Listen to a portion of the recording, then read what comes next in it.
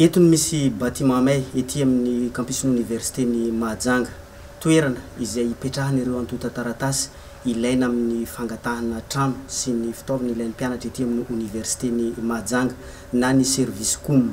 Ny alin'ny asabotsy voalohany volana mars teo no niseho n'ity tranga fahamaizina ity araka ny fitantaran'ireo izay manodidina eto.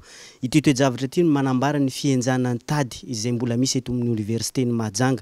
Tranga izay tsy misy mitonona ho tompona ndraikitra treto.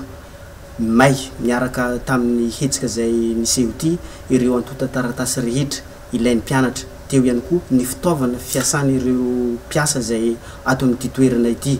Raha ny fantatra moa dia tsy ity ihany no nahitana izay fahavoazana izay. Teo ihany koa ny famakiana ny tranon'ny IBA na ny Institut de Biologie Appliquée mbola tamin'io andron'ny asabotsy io ihany. Ny fahamaizan'ny sale ihany koa izay toerana fipetrapetrahan'ireo mpianatra rehefa mialamiala sasatra iny.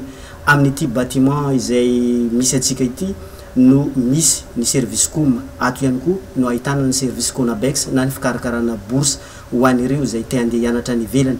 Mitambatra amin'ity ihany koa ny service sport, eo ihany koa ny médecine préventive. Ao anatin'izay moa ny com no tena may tamin'ny hetsika izay niseho ity ka mbola eo ampelantanan'ny mpitandron'ny filaminana ny fanadihadiana mahakasika izay navandosa.